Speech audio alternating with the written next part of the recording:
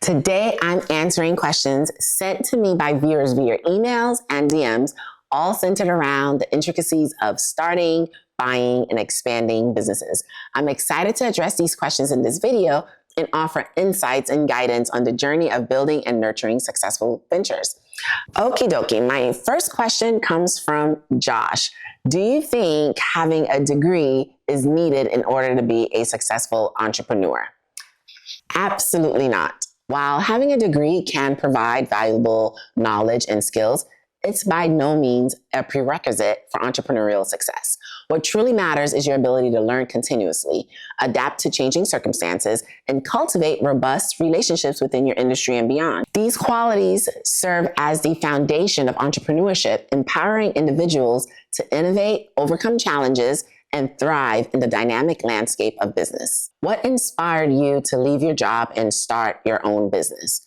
So, leaving my job and starting my own business wasn't sparked by some grand inspiration. It was more about being in the right place at the right time. I had been planning for this transition, keeping an eye out for the perfect opportunity. When it finally came along, I was prepared. It wasn't a spur of the moment decision. Rather, I had a well thought out plan in place and waited until the conditions were right to make the leap. Okay, so moving on to the next question. This question is from Melly.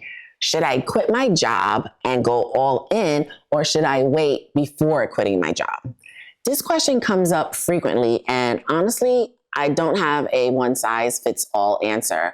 Whether or not you should quit your job depends on various factors. Firstly, consider if you have a backup plan, an employable skill, or another source of income to fall back on if things don't go as planned. Secondly, assess if having a backup is necessary for your peace of mind and financial security. Ultimately, the decision to quit your job is deeply personal and depends on your individual circumstances and aspirations and your risk tolerance. No one else can definitively tell you what to do in this situation. It's about weighing the pros and cons and making the choice that feels right for you. Okay, so this next question I received was from Tamika. How much businesses do you have? Are you involved in each of your businesses? I have several different LLCs and different entities. Some of my businesses are active and many of them are passive, meaning I don't need to be involved in them on a day-to-day basis for them to generate income for me. For the businesses that are active, I am involved to the extent that, I work on putting the best team in place, coaching, hiring GMs, meeting on a weekly basis, just, making sure that we have a strong team in place.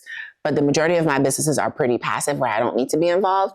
And then I think I have about 4 active businesses currently that I engage with to the extent that, I'm working with my team. Okay, so this next question comes from Jeffrey. I just graduated from college. I'm looking to start my own business. What business do you recommend? So I like this question because I actually created a video on this one. So watch my video, which I'll link up above, titled, What Business Should I Start? Okay, so moving on to this next question. I saw your video about ABC of business. Do you really need to understand the ABC of businesses before starting my own business? My answer is yes. Yes, knowing the basics of business can really help when starting your own. However, it's not an absolute requirement. But if you're not sure about some of the stuff, having a partner who's stronger in financial concepts will be beneficial. Understanding a bit about finances is especially useful, but you can always ask for help from experts like your CPA, your attorneys, if you need it. So while knowing some business lingo is good, you can still do well with support from others who know more than you do. Okay, so moving on to the next question from BKX56. The idea of starting my own business is really challenging. How can I get over my fear and start my business? Fear is a real thing in starting a business. Starting your own business can feel overwhelming, but there are practical steps to overcome fear and take the leap. Begin by breaking down your business idea into manageable tasks, starting with small, low-risk actions. Educate yourself about entrepreneurship and seek support from mentors and peers. Embrace challenges and opportunities for growth and take the action in spite of your fear. Every successful entrepreneur has faced uncertainty, including myself. It's about acknowledging fear, but not letting it hold you back. Take proactive steps and persist despite the challenges that will come your way. Okay, so moving on to my next question from Jessica. Your videos have given me a lot of inspiration. I was thinking about starting my own YouTube channel. Any advice? Do it. My advice is to just do it and talk about your personal journey. Everyone's journey is different. So start the channel, talk about your journey, and then adjust as you go along. Okay, so this next question is from Irv706. I love my 9-to-5 job, but I just can't imagine working for the next 30 years. Any ideas on how I should transition away from my job? So Irv, it's great that you're content with your 9-to-5 job. But the idea, I'm guessing, of doing it for the next 3 decades might feel a bit limiting. If you're thinking about making a change, here are some steps to consider. Start a side hustle to explore entrepreneurship.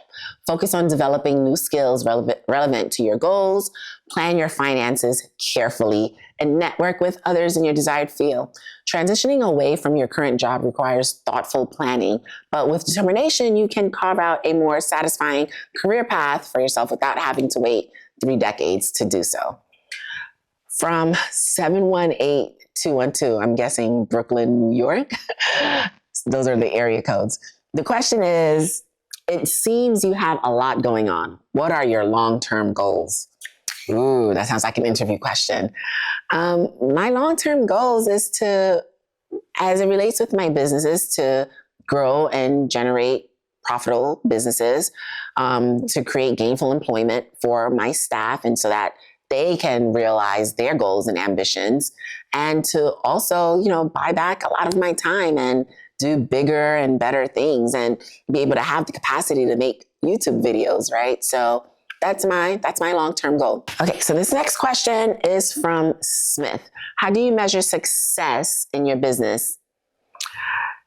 I like this question because success means different things to different people. What I do in my businesses my active businesses is I set weekly, monthly, and quarterly goals. I have certain KPIs that myself and my team members, we track.